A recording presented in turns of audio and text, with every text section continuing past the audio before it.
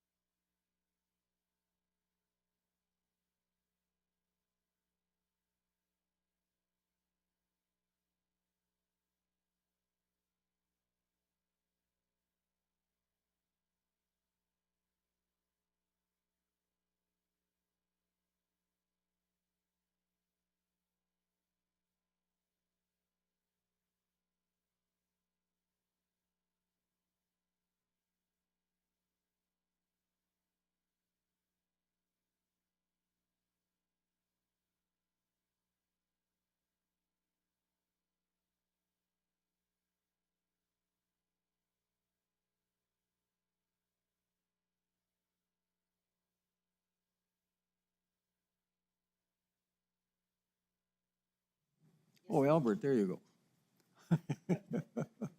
I was looking for you.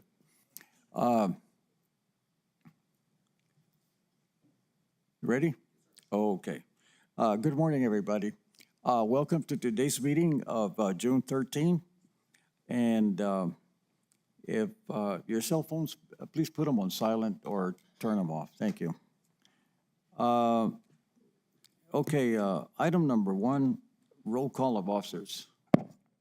Commissioner Odanga, Here. Commissioner Underwood, Commissioner Lear, Here. Commissioner Jimenez, Commissioner Fisher, Vice Chair Zerniak, Here. Chair Acosta. Present. Okay, item number 2, approval or changes to the agenda. Commissioners, Chair entertains a motion on that. Mr. Chair, I'll make a motion to approve the agenda as presented. Second. Okay, we have a motion on the floor and it's second. Any discussion on the motion? No discussion on the motion. All those in favor signify by saying aye. Aye. Aye. All those opposed, the ayes have it. Item number 3, approval of the minutes of meeting of May 23rd, 2024. Move to approve the minutes. All right, I'll second that. well, we have a motion on the floor. It's second. Any discussion on that motion? No discussion. Okay, all of those in favor of the motion signify by saying aye. Aye. Aye. All those opposed, the ayes have it. Item number 4, old business. Janine? All right. Item number 5, new business, case number Z24-008, submitted by Mr. Henry Jimenez. Albert, you ready? Oh, okay, all right.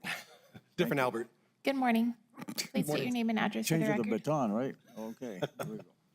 Christopher Valencia, 845 North Motel Boulevard. Do you affirm the testimony you're about to give today is the truth under penalty of law? I do. Thank you. Thank you. Good morning, Commissioners, Chair. For our first and only case this morning, we have case number Z24-008.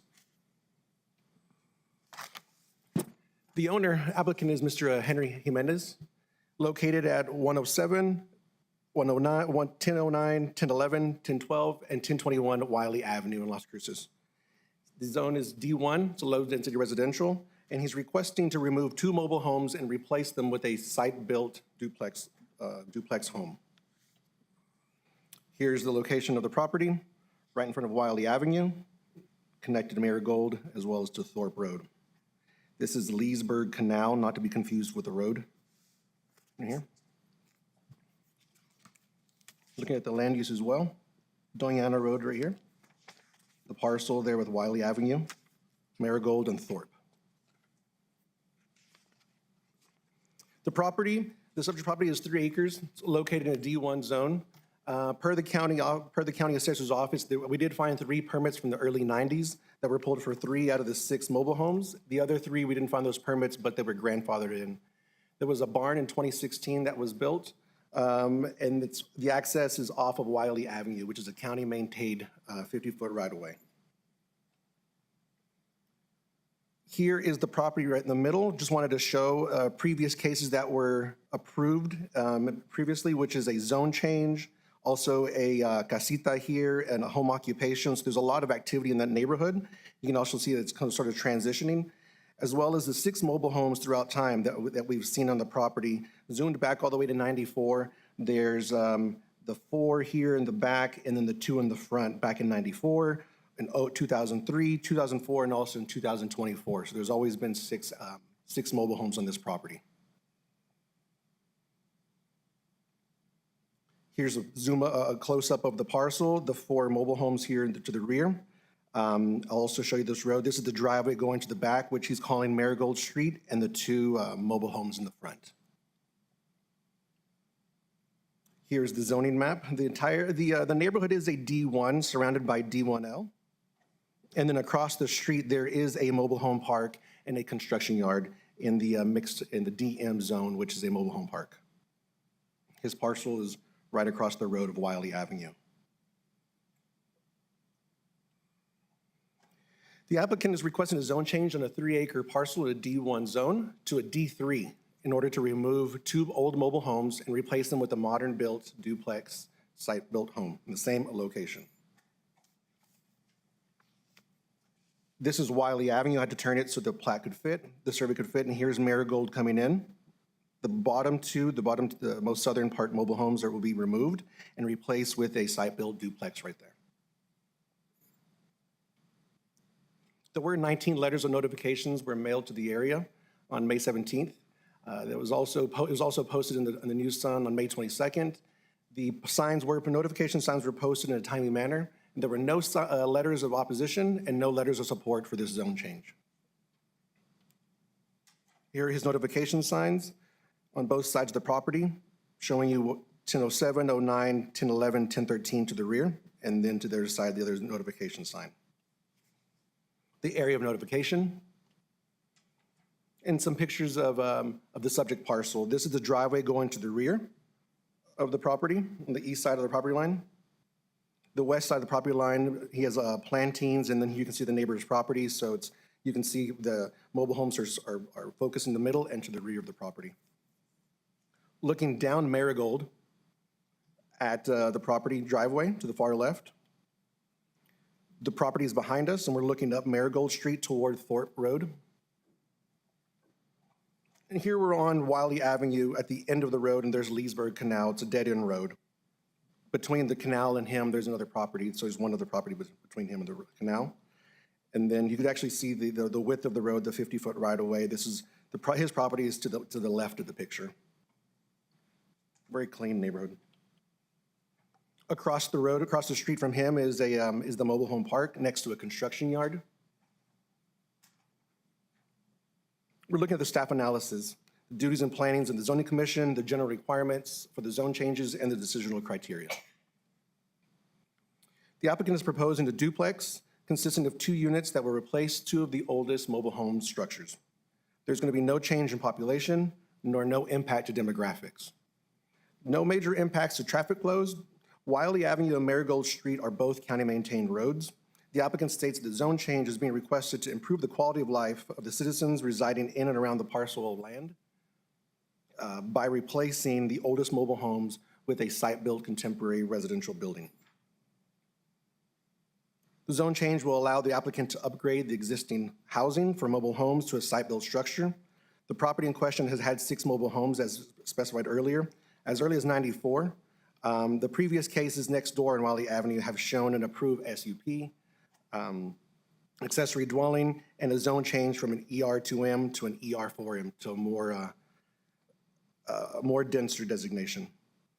The duplex will utilize the water, the existing water, gas, and other utilities, septic and electrical systems. The water is well water on site. There is sufficient infrastructure capacity to support this proposed zone change. There has not been any environmental assessment done for this property. As the area of the surrounding property subject is zoned D1, and across the street to the north is a DM, the mobile home park, and contains site-built homes, the impact of the development to the surrounding properties is negligible. And as stated by the applicant, there will be no effect to the surrounding neighborhood since he'll be replacing just the 2 existing homes. Subject property is being updated to remove the 2 of the oldest mobile homes with a modern contemporary site-built residential duplex. And the applicant states that they will be using the best practices during the construction of the duplex, building permitting, and the other permitting that's required for this zone change. The cost of the land and land speculation is not a consideration of this zone change. And the applicant is requesting a zone change congruent with the existing residential zoning adjacent to the property to the north, which is zoned to DM. Looking at the staff analysis in the Plan 2040 of the comp plan, the UDC states that a proposed zone change shall not be in significant conflict with the comp plan or other adopted approved county plans. Looking at the different goals and actions, Goal 1.1, plan communities for new population, supports these following actions support the comp plan, as well as Goal 2.1, it provides a predictable way to allocate development. Action A2.2 updates codes to provide tools to support an appropriate physical structure. Goal 2.4 is develop and redevelop land through well-coordinated types of neighborhoods, districts, and corridors. Goal 4.1 is to provide marketable and affordable housing. The decisional criteria, the Miller criteria, was there a need to cover and to perfect a previous ordinance or to correct mistakes of injustices? The D1 zone allows for one dwelling. The applicant has had 6 homes since at least the 94. A mobile home park, a DM mobile home park designation would have been a more appropriate zone when the UDC was approved. Sufficient change of conditions make the zone change reasonably necessary to protect the public interest. The zone change is appropriate as there is a compatible existing residential development and zoning designation north of the property in question, and is reasonably necessary to protect the public interest in providing housing options. The requested zone change is not in conflict with the comp plan or any other adopted plan. Decisional criteria D6. If the zone change is not approved, the applicant could still place 2 mobile homes in these locations, which was not the initial intent. The applicant is looking to replace the oldest mobile homes on the property. Decisional criteria in A for number 7. The proposed zone change does not require capital expenditures by the county. Development costs will be borne by the developer. The proposed zone change justification is for a site-built contemporary duplex, not for commercial or industrial uses, and is not dependent on the location to a collector or major thoroughfare. The 1-acre parcel north of Wiley Avenue is zoned DM for a mobile home park, which does not permit a duplex. A duplex is only permitted within a D3 zone. The proposed D3 zone use at the property in discussion is compatible with the mobile home park across the road at Wiley Avenue. The proposed zone change is in harmony with surrounding areas. The size of the development is appropriate for the area, and there will be a benefit to the community by increasing the availability of housing needed in the village or around Doña Ana community. For our staff findings, number 1, the property is outside of any incorporated municipal zoning authority and is within the Doña Ana County, and Planning and Zoning Commission has jurisdiction to review this case. Number 2, the request of this application is consistent with the requirements of the UDC, general notice requirements, and the public hearing for a zone change. The zone change request for D3 does satisfy the decisional criteria for a zone change, and the zone change is appropriate and is reasonably necessary to protect the public interest. Staff acknowledges that there is a need to cover and perfect a previous defective ordinance or to correct mistakes or injustice therein. A duplex is only allowed in the D3 zone and not in the existing D1 zone. The property has had 6 mobile homes since at least 94. Number 4, the zone change is appropriate as there are compatible existing residential development and zoning designations to the north and is reasonably necessary to protect the public interest in providing housing options. The 2 neighboring properties directly to the west have had approved SUPs for accessory dwelling and for a zone change. The zone change will not be in significant conflict with the following goals and actions of the comp plan: Goal 1.1, Goal 2.1, Action A2.2, Goal 2.4, and Goal 4.1. For our staff recommendation, based on the findings of fact, staff analysis, and agency comments, staff recommends the approval of case Z24008, a zone change on a 3-acre parcel in the D1 zone to a D3 zone in order to remove 2 old mobile homes and replace with a modern residential housing duplex. This concludes my presentation. I stand for questions. That concludes your presentation? Yes, it does, sir. Okay, hold on. Yes, sir. Anybody would like to ask a question of staff regarding this case? I have a question. Go ahead, Commissioner. Good morning. Morning.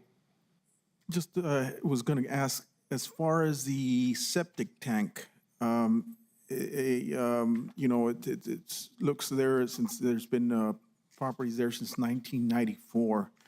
It looks like it may be at the end of the lifespan, which usually lasts from 15 to 30 years max. Will there be a septic inspection done on the property before the approval is done? The applicant's here also to field questions, but as stated by the NMED, they wanted to confirm that the active system on site meets certain requirements. It's been understood that both mobile homes have a certain amount of number of rooms, and the duplex itself is going to match the number of rooms. So whatever system is included or added will have to meet those requirements for the new duplex, for the new site. But it's been understood in the narrative by the applicant that the amount of rooms in the mobile homes matches the rooms in the duplex. So it's per room basis. Per room basis. Per room basis. But I would definitely think that there would be an update to the system as well, but we can ask that applicant as he's here this morning. Okay, thank you. I had the same question. As a matter of fact, I thought, well, the leach fields and the septic tank can't be too close, can't be within 100 feet of the well. Yes, sir. So the applicant will probably be able to answer that. Yes, sir. All right, okay. Yes. Chris, can you go to the conceptual site plan graphic? Yes. This one right here? Yeah. What's this accessory building next to the duplex? That's going to be covered parking. The applicant is saying it's going to be covered parking. Is it existing? That is not existing. And does he need a building permit for that? He will need a building permit for that, correct? Okay. And in number 3 is staff findings. Can you go to that, please?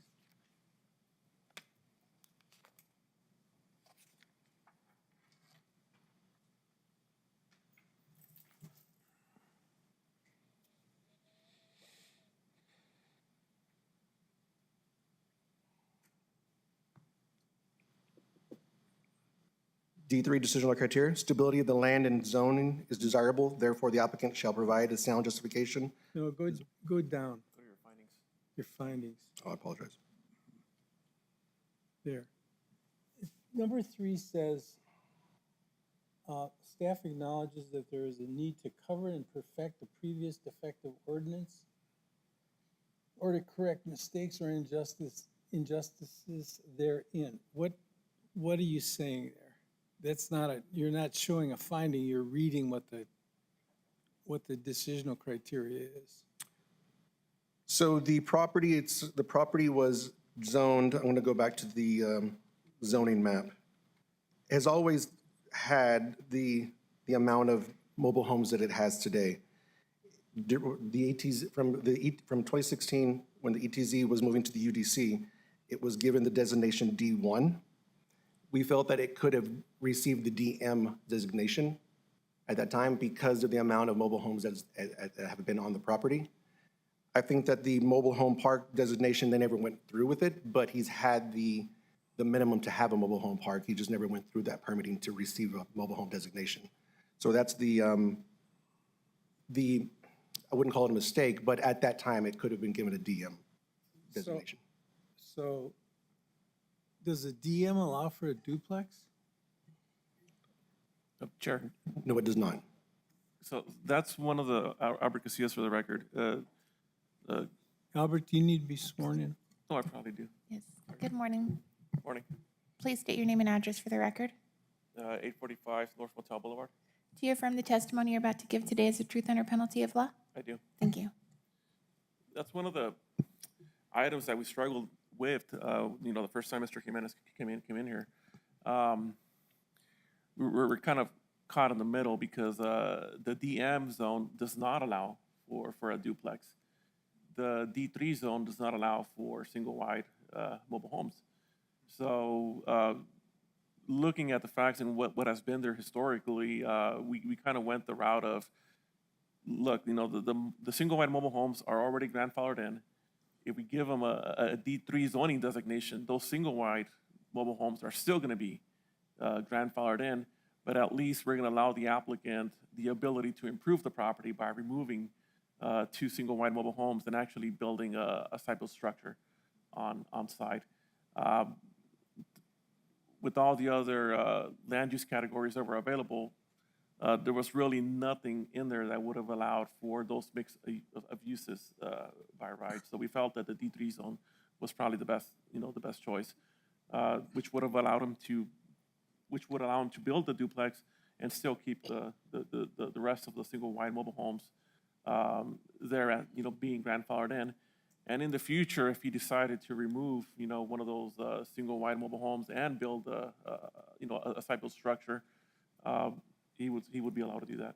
So should we not only look at the D3 change, but also look at stating that the existing mobile homes are legally non-conforming with the D3 ordinance? Yes, and they're legal non-conforming right now under the D1 as well. They are? They are. And is that the way they're recognized as legally non-conforming? Yes, because under the D1, you're only allowed to have one primary home and one secondary home. That's it. Okay, but has anybody ever made a determination and stated that for the record, that they're legally non-conforming? Because what that does is, that caps it, he can't replace them, right? He can't expand them. Should we do that? My question is, should we do that? That could be a condition, that's established by the P&Z. We'll talk to the applicant about it. Okay. Thank you. Thank you. Well, whoever puts forth their recommendation, we can attach that to the motion, okay? The question I have now on this one is and maybe Sean can answer that. On mobile homes, if you remove a mobile home from an existing property, it has to go back to a facility, right? Or another property. So what's going to happen there? Please state your name and address for the record. Sean Vick, 845 North Motel Boulevard. Do you affirm the testimony you're about to give today is the truth under penalty of law? I do. Thank you. Chair Costa, Commissioners, typically when a mobile home is moved off of property, if the applicant sells it, oh, you can't hear me, then it's going to be up to the applicant on where they move it to. So it could be moved to another parcel. The person that would be purchasing the mobile home would have to get an MHIP permit through Doña County. Could go to a mobile home park.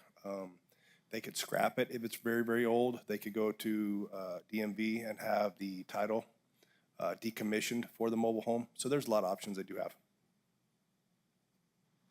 And I guess we'll ask the applicant when he comes forth. But sir. anyway, okay, thank you.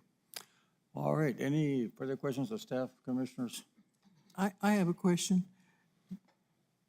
Chris, does this mean that in the future, if Mr. Jimenez wants to replace two other mobile homes, he has to build another duplex? He cannot bring in a new mobile home to replace one of those homes? I think that's what we're trying to discuss now is just what those conditions are. I think if he were to replace the mobile home, single-wide mobile homes, if there were conditions given, then we could stop him from doing that.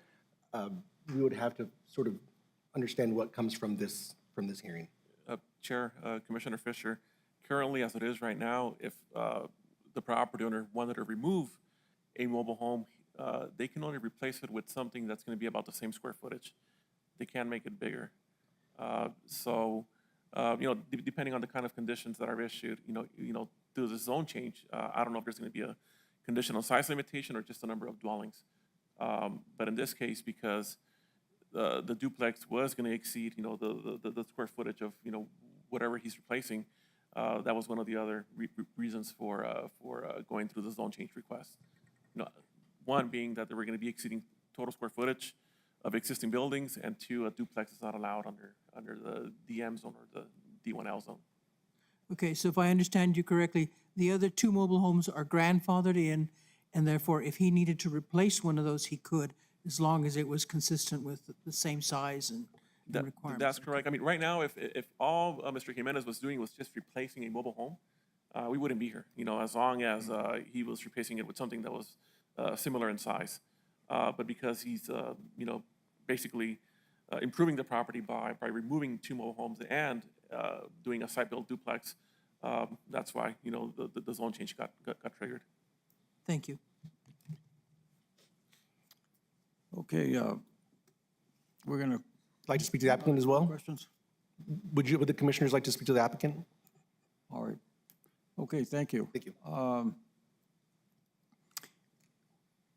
We're going to now, is the applicant or is Mr. Jimenez present? Here.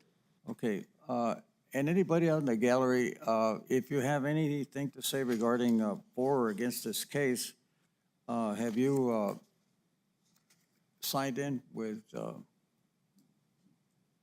anybody out there? Okay. Please step forward, Mr. Jimenez. We're going to swear you in first. Good morning. Please state your name and address for the record. Henry Jimenez, 375 Armour Street, Corrales, New Mexico. Do you affirm the testimony you're about to give today is the truth under penalty of law? Yes, it is. Thank you. Well, there was a lot of questions. Maybe you can answer them. And it starts probably first with the well, the septic tank, and the leach lines, okay? And then the next question would be probably what are the plans for the mobile homes? Okay. All right? All right. I'd like to first begin by thanking Mr. Valencia and Albert Casillas. They've done a great job in educating me, and I thought he did a pretty good job of presenting Please what I... get closer to the microphone. I just wanted to thank them for looking at what I've been trying to do. And I bought this property 20 years ago before I retired, thinking I wanted to have some place to grow different plants. Right now I've got a pomegranate orchard there and pecan trees and the barn for some horses. But I also had the mobile homes, which I'd like to keep because it helps pay for the horses and all my hobbies. And I'd like to improve it. And so I've been talking with Mr. Casillas for some time. I might like to live there at some point. So what I want to do is make it a much nicer place as I can afford to do so. I mean, I would like to be able to put 2 sets of duplexes, but right now I'm going to stretch myself thin just to put 1 duplex in when I remove the 2 old duplexes. With regards to your questions, the well is, can you get that? Thank you very much. Yeah, no, that picture, the sketch that I had. Yeah, so on this picture,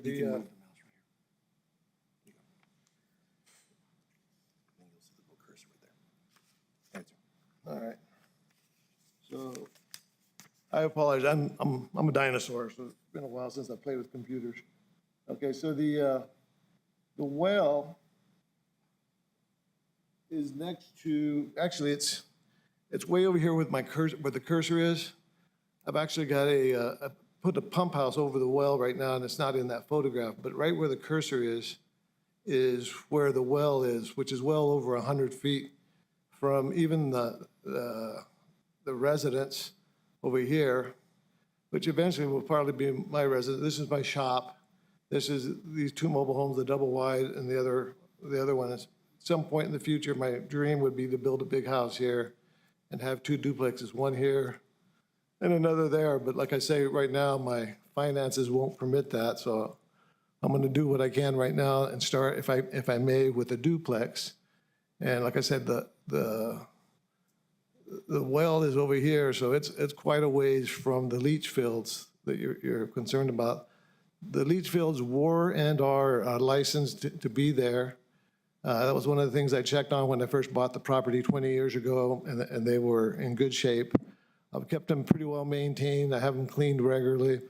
Obviously, if there are any issues, I would definitely have that repaired before moving forward and building the duplex. But as I understand it, I have the guy come and clean them regularly. So they tell me they're in good shape. In fact, the house that I want to build will not be on the leach field itself. It will be close, but it won't be actually on the leach field. That's why I didn't set the house all the way back here as far as I could to the property, because the leach field is right in here.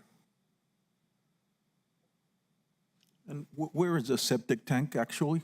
The septic tank, so right here where the covered parking is, the septic tank would be right about where the cursor is. There's I haven't put a riser. I've been thinking about putting a riser for the septic tank, but I've got them marked with a couple of PVC tubes so that when I dig them up to clean them out, I can find them pretty easily.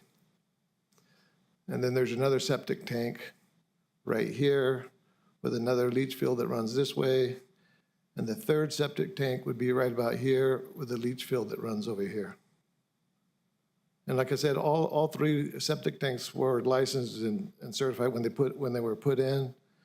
And have them maintained pretty regularly and make sure they never overflow or get anywhere near that.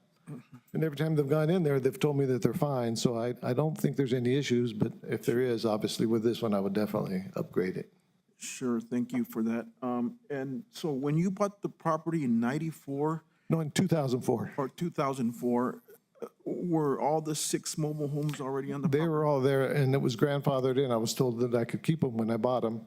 And so I have, like I said, I've been trying to maintain them as best I can, but as they get older and older, it's more and more work. And I'm thinking, you know, they're all depreciated out. My accountant says you need something else to depreciate. And it's just more and more maintenance and labor keeping them up. So I just assume if I can start to sell them, and I'm getting too old to be crawling under mobile homes and get rid of them. But I can only afford to do 2 right now. Thank you, that was my question. So none of the septic tanks are within 100 feet of the well? That's correct. Okay, thank you. Okay, the next question was, on the mobile homes, what are the plans to, Oh, what are the plans for them? See if I can find somebody to buy them and take them. Otherwise, I'll probably have to scrap them. I mean, I don't intend to keep them. And I'm not going to put them anywhere else on this property.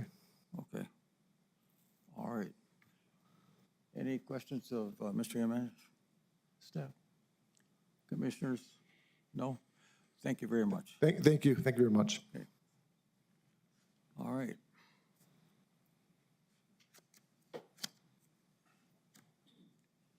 No, Chair, just one more comment. If the zone change is approved and Mr. Jimenez moves forward with this plans of building a duplex, then a building permit will be required. At that point in time, Mr. Jimenez is going to have to show proof of an approved and updated septic tank by New Mexico Environmental Department. So, yes, I mean, they do, you know, a lot of the permits are based on the number of bedrooms that are going to be there on site. But any new, so basically whatever's existing there, that permit is going to have to be modified to show that now, you know, whatever's there is also capable of handling his proposed duplex. So that will be part of the building permit submittal, an updated letter from New Mexico Environmental Department. Mel, Albert, if we approve the D3, can he put the second duplex on? Or is he going to have to come back for another zone change? No, the D3 would allow for, Okay. for a second duplex. Any further questions of staff? All right, we're going to close it to the gallery. Commissioners, the chair entertains a motion. I move for approval of case number Z24-008, request for a zone change on a 3-acre parcel from D1 low density to D3 high density to remove 2 existing mobile homes and build a duplex housing development. I second that. Okay, we have a motion on the floor and second. Any discussion on the motion? No discussion? Do we have a second? Yeah. Oh, yes. Sorry, hard of hearing. Thank you. Okay, roll call, please. Commissioner Odonga, Yes. Commissioner Lear, Yes. Commissioner Fisher, Yes. Vice Chair Zerniak, Yes. Chair Acosta. Yes. And if you haven't, if you have any further questions of staff before you leave, make sure you contact with them, okay? Okay, thank you. All right. Item number 6, administrative approvals. Janine?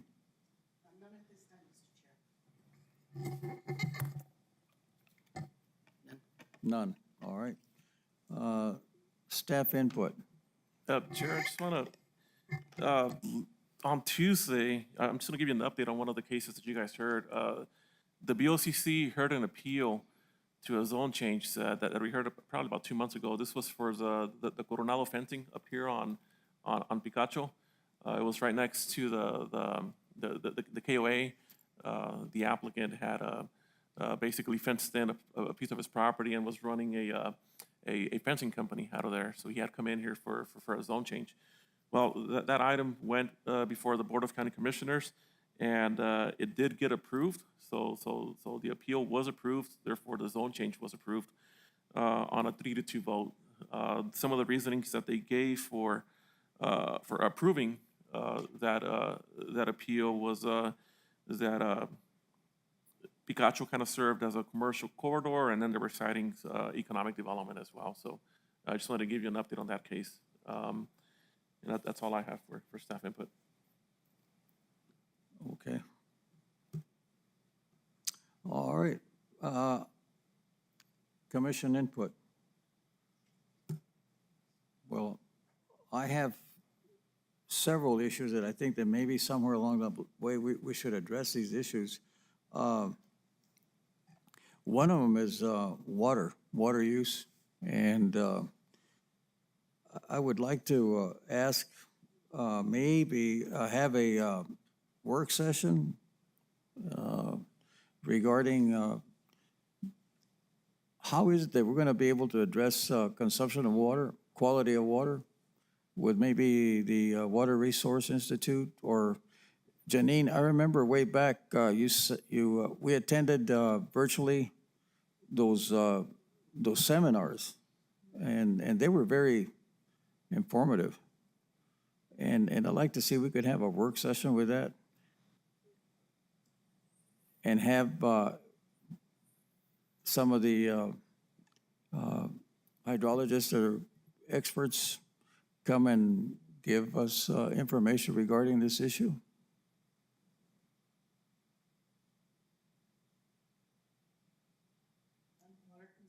Water quality is what you're mainly Well, interested in? yes, and not only that, I mean, you hear it constantly in the news, water shortages, all of this, water aquifers, quality of water. How are we going to address these issues? And I'm sure that somebody will probably ask, what does it have to do with the Planning and Zoning Commission? Well, the question is, how are we going to be able to address the issues of more housing coming in, more consumption of water, conservation of water? How are we going to address those issues?